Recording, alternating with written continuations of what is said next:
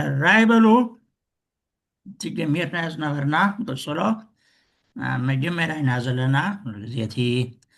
ኣብ መጀመርያ ቀፂልና ንገብሮ ብፍላይ ብዜማ ዝዝውተር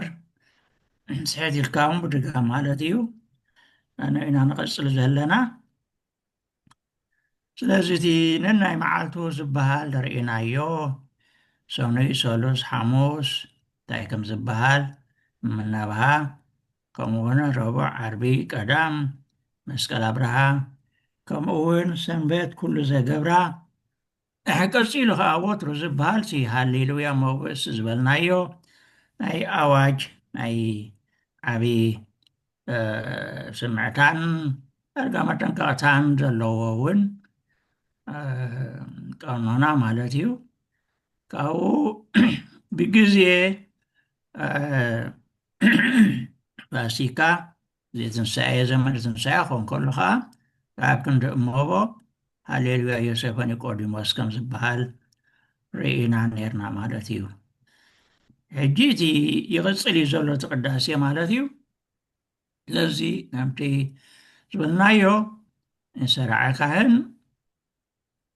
ኣብዚ ሕጂ ንሓስቦ ዘለና እቶም ሙሉኣት ልኡኻት ዘለዎ ኢና ንሓስብ ዘለና ማለት እዩ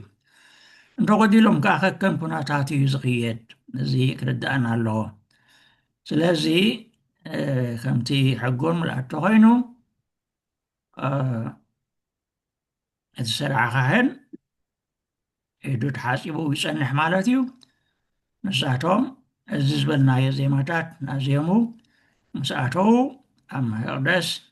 መደታቦት ምስ በፅሑ ንሱ እውን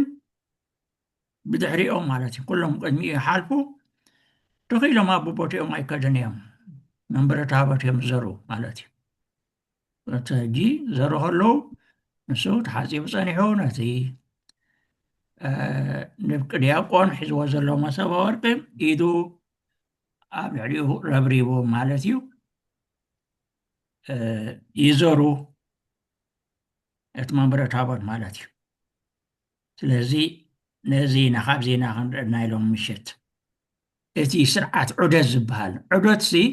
ስቑኢሉ ይኮነን እቲ ዑደት ንምንታይ እዮም ደጋጊሞም ንመንበረ ታቦት ዘርዎ ዘለዉ እዚ ኩሉ እቲ ምስጢሩ ክርዳእና ኣለዎ ንምንታይ እዩ እንታይ ዝግበር ስለምንታይ እምበኣር ብዛዕባ እዚ ዑደት እዚ ክንሓስብ ከለና እዞም ለባስያን ንብሎም ዘለና ማለት ልኡኻት ንሶም እዮም ኣብቲ መንበረ ታቦት ዝዋስኡ ናብ መቅደስ ምስ ኣተዉ ማለት እዩ መንበረ ታቦት ንብሎ ዘለና ሰራዒ ካህን ንኩላቶም ልኡኻን ኣብ ቅድሚኡ ኣምሪሑ ቅድሚኦም ዝኾኑ ኢዱ ኣብ ርእሲ መሶብ ወርቂ ዘርጊሑ ነዚ ፀሎት እዚ ይብል ማለት እዩ ኢኹም ኦ ጎይታ ነዚ ቁርባን እዚ ንዘወፈዩልካን ነቶም ምእንተኣቶም ዝውፈ ዘሎን ዘክሮም ንኩላቶም ከዓ ኣብ ሰማያት ዓስቦም ሃቦም ብሕልቢ ከዓ በዛ ዕለት እዚኣ መባእ ነዘቕረቡልካ ኣገልጋሊኻ ነዘቕረበልካ ኣገልጋሊኻ እገለ ስሙ እንድሕሪ ይሳየሊ ማለት እዩ ተቐበለሉ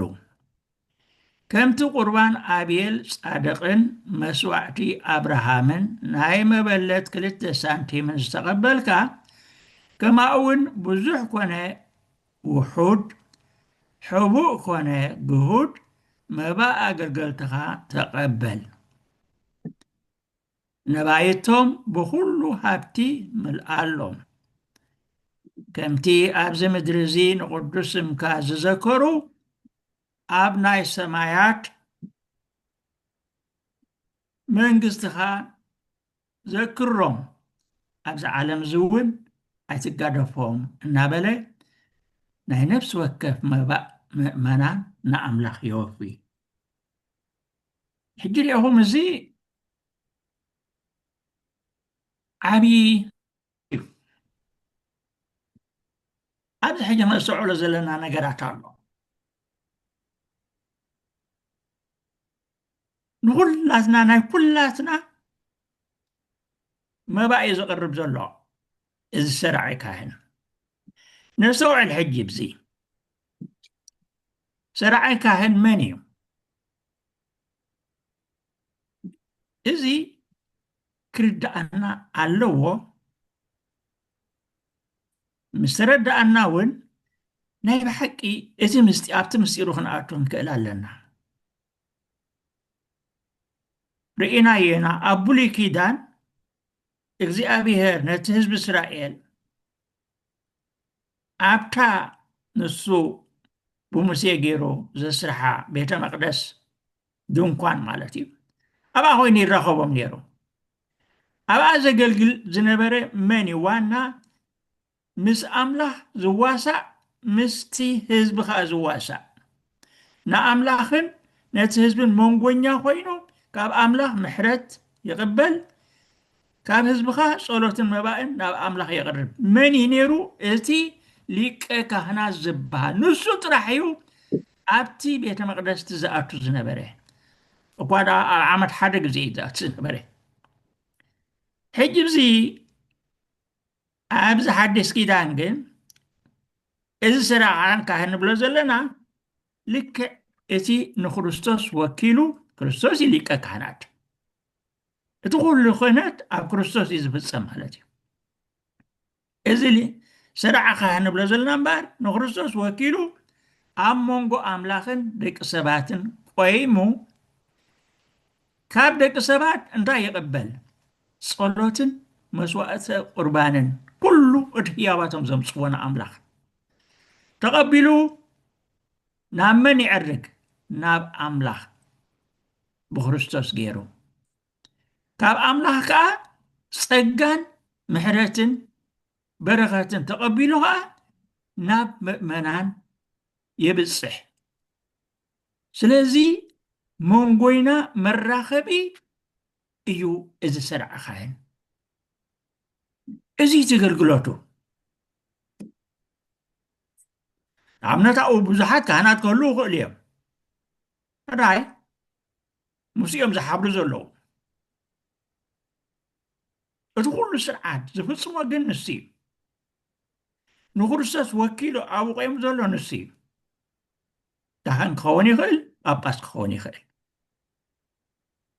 ቅዱስ ጳውሎስ እንታይ ይብል ብዘይካ ክርስቶስ ንኣምላኽን ደቂ ሰባትን ዝተዓረቕ ካልእ ከቶ ከምዘየልቦ ከምዚ እናበለ ይገልፀልና ኣምላኽ ሓደ እዩ ይብል እቲ ኣብ መንጎ ኣምላኽን ሰብን ዘሎ መተዓረቕ ድማ ሓደ እዩ ብዙሓት ኣይኮነን ሓደ እዩ ንሱ ከዓ እቲ ሰብ ዝኾነ ክርስቶስ እዩ ይብለና መጀመርያ ጢሞቴዎስ 2:5 ስለዚ እቲ መተዓረቒ ኣብ መንጎ ሰማይን ምድርን ኣብ መንጎ ኣምላኽን ደቂ ሰባትን ሓደ እዩ ንሱ ከዓ መን እዩ ክርስቶስ ሕጂ እዚ ሰራዓ ካህን ንመን ይወክሉ ዘሎ ንክርስቶስ ከም ሰብ ኣይኮና ንሪኦ ሕጂ ነዚ ሰራዓ ካህን መንነቱ ኣየገድሰናን እዩ ኣብዚ ግዜ እዝን ኣብዚ ቦታት ግን እዚ ንሕና ንፈልጦ ሰብ ኣይኮነን እዚ ክርዳእና ኣለዎ እዚ ክርዳእና ኣለዎ ምስጢር እዩ ግን ናይ ኣምላኽ ተኣምድ እዩ በዚ ናይ ላቲናዊ ስርዓት ቋንቋ ኣለዎ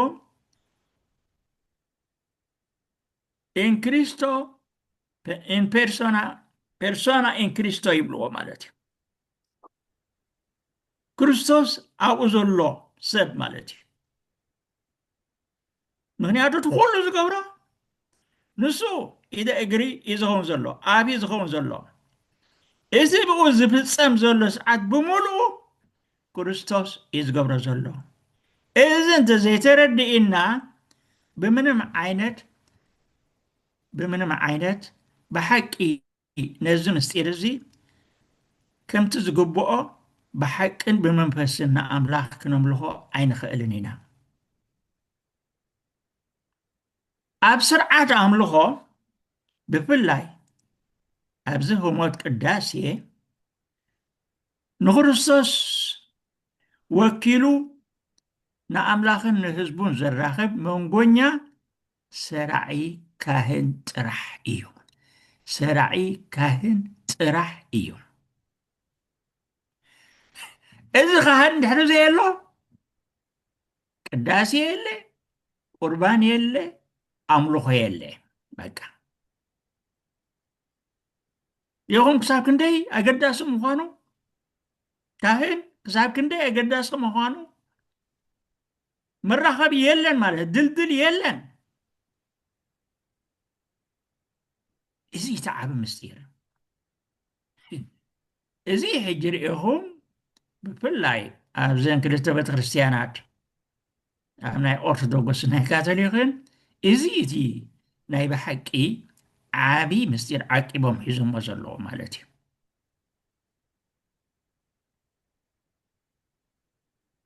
ስለዚ መንበረ ታቦት ድሕሪ ዘየለ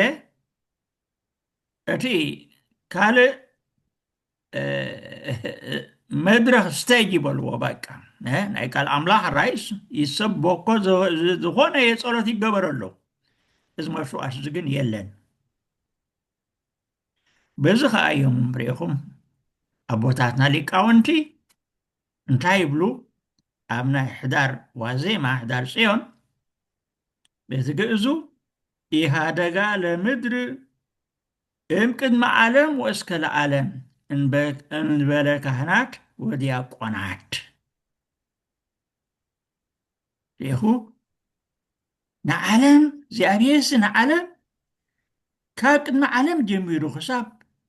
መወዳእታ ዓለም ብዘይ ካህናትን ዲያቆናትን ሲ ገዲፍዋ ኣይፈልጥን ይብሎ። ምክንያቱ ንሶም እዮም መራኸቢ። ንሶም ድሕሪ ዘየለዉ ርክብ ዝበሃል የለን። ድልድል ፈሪሱ ክልተ ዓለም ኢና።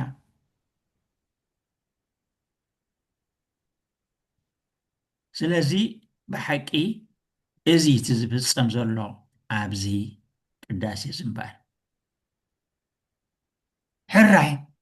ኩላትና ኢና ኣብዚ ንሳተፍ ኢልና እዚ ሰራዓ ካህን እቲ ዋና እዩ። ብዘይክኡ ዝግበር ነገራት የለን ማለት እዩ። ምስኡ ግን ኩላትና ንሓብር ከመይ ሓደ ምስጢራዊ ኣካል ክርስቶስ ኢና ኩላትና ማለት እዩ። ብኡ ጌርና ንኣምላኽ ነምልኾ ኩላትና ከዓ ተዋሳእቲ ኢና። ኩላትና ከዓ በቦታናን ገግዴናን ኣለና። ስለዚ ኣብ ቤት እግዚኣብሔር ንኣምላኽ ነዚ ኣምላኽ እዚ ክንውድስ ክንዝምር ክነመስግን ክነምልኽ ብሓቅን መንፈስን ኣብዚ ቦታ እዚ ክንርከብ ከለና እንታይ ሒዝና ናብኡ ንኸይድ? ብዘይ መባእ ቤተክርስትያን ኣይትባእ ዝብል ምሳሌ ኣሎ፣ ባህሊ እዩ። ብዘይ መባእ ቤተክርስትያን ኣይትባእ ጥራሕ ኢትካስ ቤተክርስትያን ኣይትኸይድ ማለት እዩ። መባእ ንብሎ መባእ ህያብ መስዋዕቲ ገጸ በረኸት ማለት እዩ፣ ምጽዋት ማለት እዩ። ገለ ዘይብልካ ኣብ ቤተ ኣምላኽ ኣይክየድን እዩ። ትረፍተ ቤተ ኣምላኽ ኣብ ዝኾነ ነገር ክንበፅሕ ከለና እውን ጥራሕ ኢትና ንኸይድን ጥራይና ንኸይድን ኣብ ቤተ ኣምላኽ ጥራሕካ ኣይክየድን እዩ ኣይክየድን እዩ። በዚ ሪኢኹም ኣምላኽ ሲ ባዕሉ እውን ይእዝዝ እዩ፣ ባዕሉ እውን ይእዝዝ እዩ ጥራሕ ኢትካ ቤተ ኣምላኽ ከም ዘይክየድ። ንኣብነት ኣብ ኦሪት ዘዳግም 16:16 እንታይ ይብል? ሕጊ ሂብዎም ነይሩ። ነብሲ ወከብ ሰብኣይ ህያብ ሒዙ ይቕረብ፣ ከም መጠንቲ እግዚኣብሔር ኣምላኽኩም ዝሃበኩም በረኸት ከከም ክእለትኩም ሃቡ ይብል። ሃቡ ይብል እዚ ሕጂ ሪኢኹም ኣብቲ ግዜት እዩ ነቶም ደቂ እስራኤል እዩ ዝብሎም ዘሎ ምክንያቱ እንተወሓደ ሰለስተ ዓበይቲ በዓላት እዩ ነይርዎም ኣብዘን ሰለስተ ዓበይቲ በዓላት ነብሲ ወከፍ ዕድሚኡ ዝኣኸለ ወዲ ተባዕታይ ክቐርብ ኣለዎ ኣብቲ ቤት ኣምላኽ ጥራሕ ሄዱ ይኮነን ግን ከምቲ ኣምላኽ ዝሃቦ ከከም ክእለትኩም እዩ ዝብሎ ዘሎ ማለት እዩ ጥራሕ ሄድካ ኣብ ቤት ኣምላኽ ኣይክይድን እዩ ሕራይ እንታይ እዩ እቲ ናብ ቤት ኣምላኽ ሒዝናዮ ንኸይድ ምጽዋዕት ንበሎ ህያብ ንበሎ መስዋዕቲ ንበሎ እንታይ እዩ እዚ እውን ብንጹር ክርድኣና ኣለዎ ምእመናን ንኣምላኽ ዘቕርብዎ ህያብ ወይ መስዋዕቲ ቁርባን እንታይ እዩ ኣብዚ ሰነድ ካልኣይ ጉባኤ ቫቲካን ብንጹር ኣቐሚጥዎ ኣሎ እንታይ ዓይነት መስዋዕቲ ቁርባን እዮም ምእመናን ናብ ኣምላኽ ሒዞም ዝቐርቡ ከምዚ ዝኽተል ይብል ምእመናን ናብ ክርስቶስ ኣምላኾም ናብ ክርስቶስ ኣምልኾ ንኽፍጽሙ ክፍሊ ኣለዎም ግደ ኣለዎም ምእመናን ብክርስቶስ ዝተወፈዩን ብመንፈስ ቅዱስ ዝተቐብኡን ስለ ዝኾኑ ከመይ ናይ ኣምላኽ እዮም መንፈስ ቅዱስ ሓዲርዎም ኣሎ ኣባታቶም እቲ መንፈስ ፍርያም ፍረ ምእንቲ ከብፅሕ ተፀዊዖምን ተደራጅዮምን እዮም ከመይ ኩሉ ተግባራቶም استوعب الحجي كل تكباراتهم صلاتهم جبر حوارياونتهم ناي سدران حدارن من نبابرهم علتاوي سرحهم كم اون ناي منفسن ناي سجان مزنقعومن بمنفس زي ابير انت دعتغيرو ንፀጋማት ህይወቶም እውን ብትዕግስቲ ክፀሩ እንተደኣ ክኢሎም ኩሉ እዚ ነገራት እዚ ብኢየሱስ ክርስቶስ ኣቢሉ ናብ እግዚኣብሔር ዝበፅሕ መንፈሳዊ መስዋዕቲ ይኸውን ይብለና ርኢኹም ከምኡ እውን ኩሉ እዚ ነገራት እዚ ኣብ ቅዳሴ ምስቲ ዝስዋዕ ስጋ ክርስቶስ ናብ እግዚኣብሔር كم نبزي أبير أب كم قبل مسواتي يعرق إيو مؤمنانون باتيز تقدسه تكبراتهم أب كل بوتانا أملاح الناس قدو نعلم نبزي أبير يوفيو يبل زي أبتي برهان حزاب تباهلو كلا يقبع فاتيكان تترجم زلو لومين جنسي ميمزلو بوتنا إله تناوان ኣብ ቁፅሪ 34 ተጠቂሱ ዘሎ እዩ ማለት እዩ ስለዚ ሕጂ እንታይ ዝብለና ዘሎ እምበር ምእመናን እዚ ዓይነት መስዋዕቲ ናብ እግዚኣብሔር ብክርስቶስ ገይሮም በቲ ሰራዓን ካህን ተወኪሉ ዘሎ ክርስቶስ ገይሮም ናብ እግዚኣብሔር ኣቦ ዘቕርብዎ መባእ ብዘይ ቤተ ክርስቲያን መባእ ኣይትባእ ዝብል ዘሎ እዚ ዘጠቓለለ እምበር እቲ መባኦም ማለት እዩ بحاجة نتايو هيوتهم بملو هيوتهم كله سدرا بيتاوي أبصرهم ديو كله صوغمهم تحباسهم حازنهم سقايهم كل ذات تغالالي نزي إكو بنياتو المحجيلنا ينيرنا إذي أبزي قدس بوتا من برتا بزي فسام زلو مسواتي كرانيو إلنايو مسواتي كرانيو إيو ما انتزي أبزي حجي مأمنا تقول زلوهم حيزمو نزغا هنزي يوفيو اللهم على نزل عخان بزي حجريهم قدمونكم إن يرو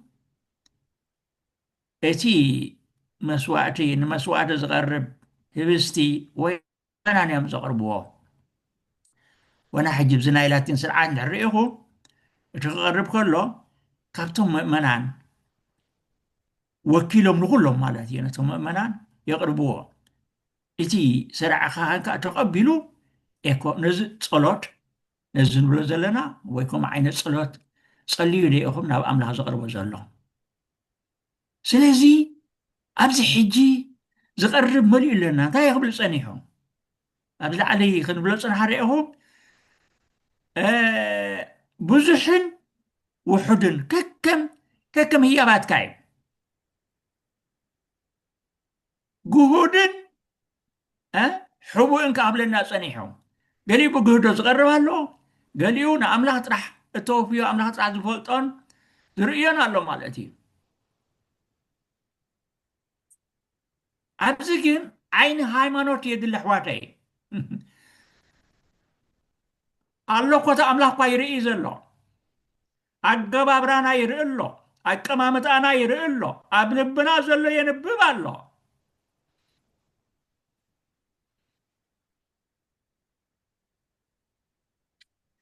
ካልእ ጉዳይ እኳ የብልናና ቤተክርስትያን ኣብዚ ቦታ እዚ ብዘይካ ምዝ ኣምላኽ እዚ ምክንያቱ ንኡ ክነምልኽ ኢና መፂና ዘለና ነዚ ክቕበል ከዓ እዩ ሪኢኹም ሕጂ እቲ ዓብ ምስጢር ሪኢኹም እቲ ኩሉ ናህና ንብሎ ማለት እዩ ትሕዝተና ድዩ እቲ ብኡ ነወፍዮ ነገራት መባእ ድዩ ንኣብነት ሕጂ ንበሎ እቲ መባእ ይዘውር እዩ ንኣብነት ብፍላይ ኣብ ሰንበት እቲ ብኡ ነቐርቦ እንታይ ዝውክል ዘሎ ኣብዚ እውን ምስዑ የድሊ ኣሕዋተይ ንመን ኢና ንህብ ዘለና እንታይ ዝውክል ዘሎ እቲ ህያባትና ምናልባት ክህብ ስለ ዘለኒ ጥራሕ ድየ ዝህብ ዘለኹ ወይ 50 ሳንቲም ድያ ወይ $1 ድያ ወይ ገለ ኣብ ጅባይ ተዓፃፂፋ ዝነበረ ዝስታይ ድያ ንመን እየ ዝህብ ዘለኹ ንኣምላኽ እየ ዝህብ ዘለኹ እኮ ናቲ ሕራይ ግን ኣነ ይህቦ ኣለኹ እንታይ ዓይነታት ተሓሳስባ ኣለኒ ሕጂ ብዚ እንታይ ዓይነታት ተሓሳስባ ኣለኒ ነዚ ከቕርብ ከለኹ ምንቾም ንኩለንተናይ ዝውክል ዘሎ እቲ ነዝህቦ ዘለኹ ማለት እዩ በቲ እቲ ስርዓኻን ገይሩ ናብ ኢየሱስ ይሓልፍ ኣሎ ካብ ኢየሱስ ከዓ ናብ እግዚኣብሔር ኣቦ ይሓልፍ ኣሎ እንታይ ዓይነታት ተሓሳስባን ረድኢትን ቤና እየ ዘቕርቦ ዘለኹ ኣሕዋተይ ኣብዚ ምስትውዓል የድሊ እዚ ምስጢር እዚ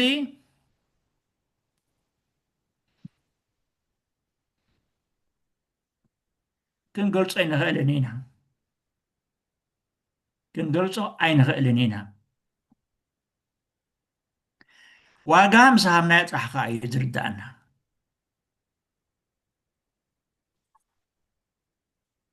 ኣበይ ከም ዘለና እንታይ ንገብር ከም ዘለና ክነስተውዕል ምስ ጀመርና ጥራሕ እዩ ዝርዳእና ስለዚ ኤኮ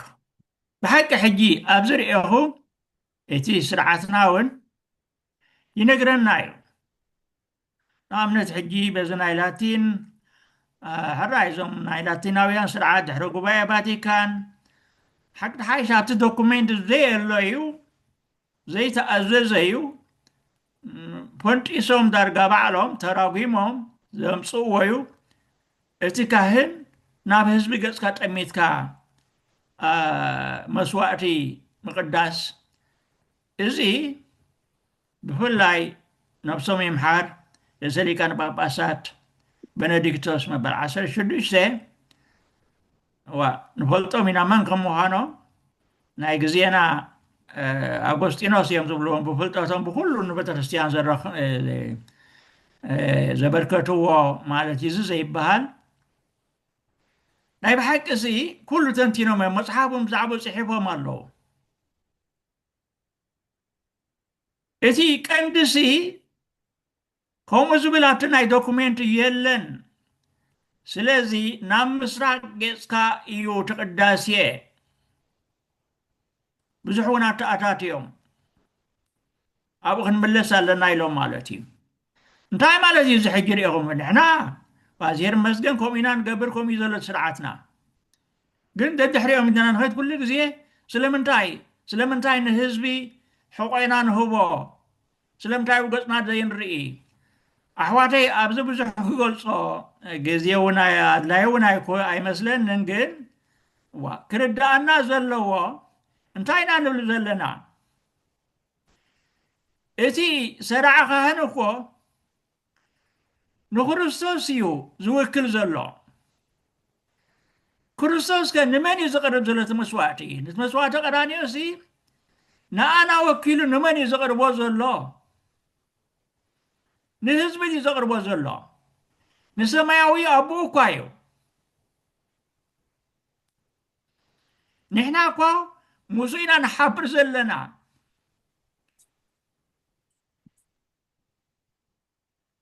እዚ እቲ ሕጂ ትክርዳእና ዘለዎ እቲ ምስጢር በዚ ሕጂ ዝሰራዕ ካህን ኣብ ቅድሚኡ ዳርጋ ኩሉ ግዜ መስቀል ኣሎ ማለት እዩ እቲ መስቀል ቀዳንዮ ስለ ዝፍፀም ኣብኡ ነዚ እዩ በቃ ሪኢኹም ንሰማያዊ ኣቦ ዘቕርቦ ዘሎ ምስ ክርስቶስ ወኪሉ ንሕና ከዓ ኣብ ገፅና ጠሚትና እቲ መስዋዕትና እንካበልናተይ ከዓ ምሳናትካ ፀንብረለይ ምሳናትካ ሓውሰለይ እዚ ኩሉ ክንብሎ ፀናሕና ማለት እዩ እኳ ምክንያቱ ብምስጢረ ጥምቀት ምስጋና ንኢየሱስ ናይዚ ኣካል እዚ ኣባላት ኮይንና ኢና ነዚ መስዋዕት እዚ ክነቅርብ ናይ ብሓቂ ስልጣን ተዋሂብና እዩ ምክንያቱ ውሉድ ኣምላኽ ኢና ኮይንና ንክርስቶስ መዋርስቱ ኢና ኮይንና ኣሕዋትን ኣሓቱን ኢና ኮይንና በዚና ሰማያዊ ኣቦና እናበልና ንፅውዖ ዘለና ስለዚ እዚ እቲ ብሓቂ እዚ ምስጢር እዚ ክርዳእና ዘለዎ ማለት እዩ ኦኬ ሕጂ እቲ ስርዓት ዕዶት እንደና ዘለና ኣብቲ ዕዶት ኢና ዘለና ገና ማለት እዩ እዚ እናተፈፀመ ከሎ እምበኣር ሰራዕ ካህን ነቲ ናብቲ ምእንቲ ድሕነት ዓለም ዝተሰውአ ገንሸል ፋሲካ ክልወጥ ዘለዎ ህብስተ ቁርባን ማለት እዩ እቲ ህብስተ ቁርባን እቲ ካብ ቤተልሔም ሒዞሞ ዝመፁ ማለት እዩ ሓርዩ ብዝበዝሕ ሓደ ህብስተ ቁርባን ጥራሕ ኣይኮኑን ሒዞም ዝመፁ ዳርጋ ሰለስተ ኩሉ ግዜ ኣሎ ብሰንበትን በዓላትን ኣርባዕተ ብል እዩ ካብኡ ሓደ እዩ እቲ ዝሓሸ ዝበለፀ ዝበሎ ሓርዩ ኤኮ እንታይ ገብር መጀመርያ ኣብዚ ምስተሓፅበ እቲ ኢዱ ብኡ ገይሩ ይደርዞይ ማለት እዩ ታሕትን ላዕሊ ካብ የማን ፀጋም እዚ ሕጂ ስለምንታይ ዝሕፀብ መስለኩም እቲ ዮሃንስ ንኢየሱስ ኣብ ጥማቕ ምስ መፅኣ ጠሚቕዎ እዩ ንዑ ዝገልፅ ምናልባት ስለምንታይ ክልተ ግዜ ዝሕፀብ ዝበሃል ምናልባት እውን ሕቶ ክመፅእ ይኽእልን እዩ ከመይ ድሓር እውን ክሕፀብ እዩ ኣብቲ ቀንዲ መስዋዕቲ ክገብር ከሎ እዚ ግን ነዚ ናይ ጥምቀት ናይ ኢየሱስ ዮሃንስ ከም ዘጠመቆ ንኡ ዝመልክት እቲ ምክንያቱ እዚ ኢየሱስ እዩ ዝህብስ እዚ ኢየሱስ ይኸውን ዘለዎ ኢየሱስ ብሂወቱ ከዓ ብማይ ዝተጠሚቑ ማለት ናቱ ኣምሳል እዩ ስለዚ በዚ እምበኣር ብስም ቅዱስ ስላሴ ነቲ ዝሓረዮ ህብስተ ቁርባን ምስ ሓተሞ ማለት እዩ ብትምህርተ መስቀል ኣብ ካልኣይ ዑደት ሕጂ ኣብቲ ካልኣይ ዑደት ብማሕፈት ሸፊኑ ንንፍቂ ካህን ይቦ እቲ ንፍቂ ካህን ከዓ ካብ ሰራዕ ካህን ተቐቢሉ ማለት እዩ ኦ ኢየሱስ ክርስቶስ ሊቀ ካህናት ከምቲ ዮሴፍን ኒቆዲሞስን ብበፍታን ብጥዑም ጨናን ገኒዞም ከይገንዙኻ ከለዉ ዝተሓጎስካሎም ከምኡ ከዓ ንኣና ተሓጎሰልና እናበለ መንበረ ታቦት ይዓውድ ኢኹም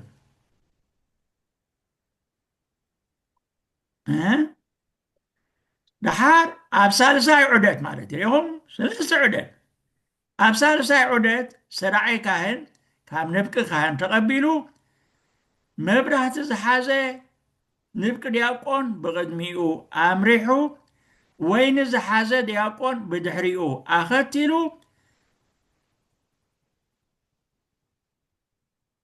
ይዘውር ይዘውር ይዓውድ ማለት እዩ ክዘውር ከሎ እንታይ ዝብል ኦ እግዚኣብሔር ኣምላኽና ከምቲ መስዋእቲ ኣቤል ኣብ በረኻ ናይ ኖህ ኣብ ታቦት ናይ አብርሃም ኣብ ርእሲ እምባ ናይ ኤልያስ ኣብ ደብረ ቀርሜሎስ ናይ ዳዊት ኣብ ዓውዲ ኦርና ኢያቡሳዊ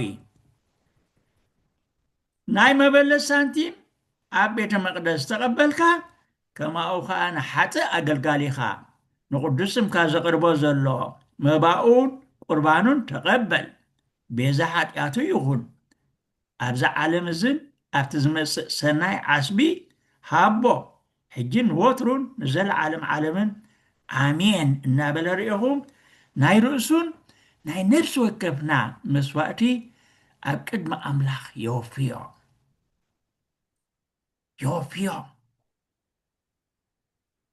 እዚ ሕጂ ርኢኹም እንታይ ንሪኦ ዘለና ንኣብነት ኣብዚ ናይ ሳልሳይ መወዳእታ ክዓወት ከሎ ብቅድሚኡ እቲ ንፍቂ ካህን እቲ ንፍቂ ዲያቆን መብራህቲ ሒዙ ክዘውር ንሪኦ ኣለና ብድሕሪኡ ከዓ እቲ ሰራዕ ዲያቆን ከዓ ወይኒ ሒዙ ይዘውር ሰራዕኻና ማእከሎም ኣሎ ይዘሩ ንምንታይ እንታይ ምስጢር ኣለዎ ሪኢኹም ከምቲ ቅድም ዝበልናዮ ነቲ ህይወቱ ብምሉእ ኢና ብምሉእ ብዝሓፂር ግዜ እዚ 2 ሰዓት ድዩ በቃ ነውሒና ዕጢጢጢጢ ንብል እቲ ሙሉእ ህይወቱ ምእንታና ምእንታኺ ምእንታኻ ዘወፈዮ ንኡ ኢና ንሓስብ ንዘትር ዘለና ኣብኡ ኢና ንዋሳእ ዘለና ስለዚ እቲ ቀዳማይ ንፍቂ ዲያቆን መብራህቲ ዝሓዘ ቅዱስ ዮሃንስ እዩ ቅዱስ ዮሃንስ መጥምቕ ከመይ በቲ ዝገብሮ ዝነበረ ንስኻ ብርሃን ዓለም ዲኻ ምስ በሎ ኣነ ኣይኮንኩን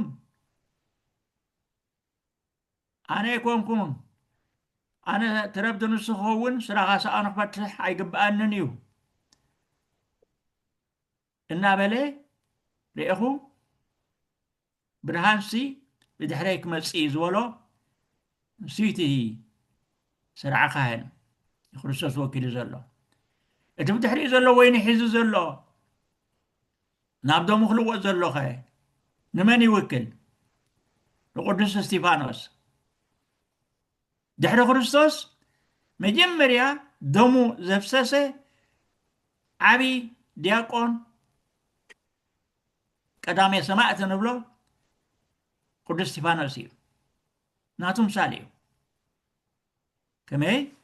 እቲ ወይኒ ንሪኦ ኢና ንስዩ ሒዝዎ ዝኣቱ ድሓር ንፍቂ ካህን ሂቦ ንፍቂ ካህንካ ቀዲሑ ንሰራዒ ካህን ይህቦ ማለት እዩ ስለዚ ኤኮ ክንውድእ ከምኡ ኢሎም ዝዘሩ እምበኣር ሰራዒ ካህን ንህብስቲ ኣብ ፃሕሊ ምስ ኣቐመጦ ኣብ ሳልሳይ ዑደት ማለት እዩ ሰራዒ ዲያቆን ንወይኒ ሒዙ እግዚኣብሔር ይርእየን ወኣልቦ ዘይሃጣኣኒ እናበለ ነቲ መዝሙር ኣብ መዝሙር 22 ወይ ኣብ ገሊኡ 23 ዘሎ እናደገመ 3 ግዜ ንመንበረ ታቦት ይዓውድ ድሓር ንንፍቂ ካህን ይህቦ ማለት እዩ ንፍቂ ካህን ከዓ ካብ ሰራዕ ዲያቆን ተቐቢሉ ኣብቲ ፅዋዕ ይቐድሕ ስዒዑ እቲ ሰራዕ ካህን ክርስቶስ ብሓቂ ጎይታናን ኣምላኽናን ከምቲ ኣብ ቃና ዘገሊላ ምስ ተዓደምካ ናብቲ መርዓ ኸትካ ዝባረኽካሎምን ንማይ ናብ ወይኒ ዝለወጥካሎምን ከማኡ ከዓ ነዚ ኣብ ቅድሚኻ ዘሎ ወይኒ ኩሉ ግዜ ንህይወት ነፍስናን ስጋና ምእንቲ ክኸውን ባርኮ ቅድሶ ኣንጻሓዮ ንሰናይ ንህይወት ንድሕነት ንስሬት ሓጢኣት ንልቦና ንፈውሲ ንምኽሪ መንፈስ ቅዱስ ወይኒ ሓጎስን ደስታን ምልኣልና ሕጂን ወትኑ ዘለዓለም እናበለ ርኢኹም